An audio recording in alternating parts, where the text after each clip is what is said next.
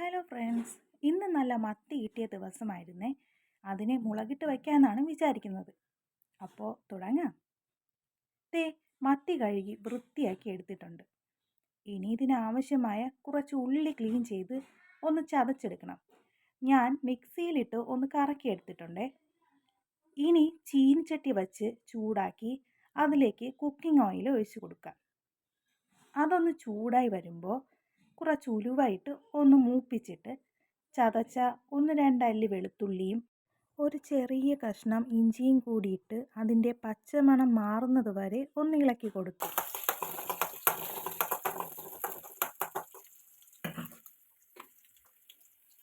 പിന്നെ അതിലോട്ട് ഉള്ളി കൂടിയിട്ട് നല്ലതുപോലെ വഴറ്റിയെടുക്കണം. പെട്ടെന്ന് വഴണ്ടു വരാൻ കുറച്ച് ഉപ്പ് കൂടിയിട്ട് വഴറ്റാം.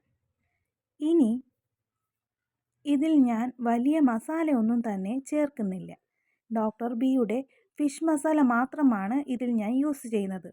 കറിക്ക് നല്ല രുചിയും മണവും നിറവും ഒക്കെ ഈ ഒരു ഒറ്റ മസാലയിൽ അടങ്ങിയിട്ടുണ്ട്. അതുകൊണ്ട് മറ്റ് മസാലകൾ ഇതിനാവശ്യമായി വരുന്നില്ല.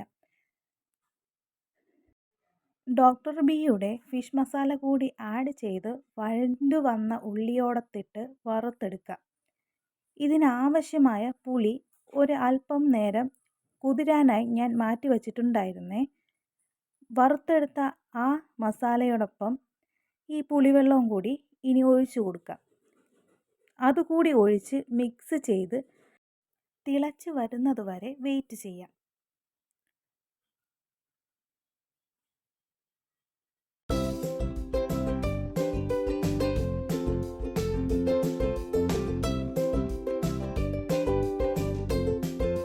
തിളച്ചു വന്ന ഗ്രേവിയിൽ നമ്മുടെ മത്തിയിട്ട് പകുതി വേവാകുന്നത് വരെ അടച്ചു വച്ച് വേവിക്കാം.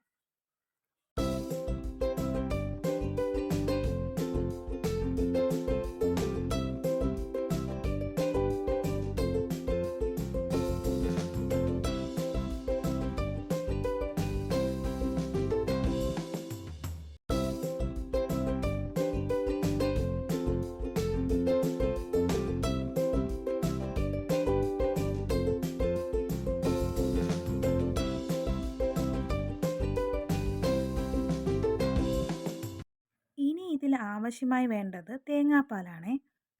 അതുകൂടി ഇതിലേക്ക് ഒഴിച്ചു കൊടുത്ത് മിക്സ് ചെയ്യുന്നുണ്ട്. ഇതിനി തിളച്ച് കുറുകി വരണം. ലാസ്റ്റ് കുറച്ച് കറിവേപ്പില കൂടിയിട്ട് കാണുന്ന രൂപത്തിൽ മത്തിമുളകിട്ടത് റെഡിയായി വരും.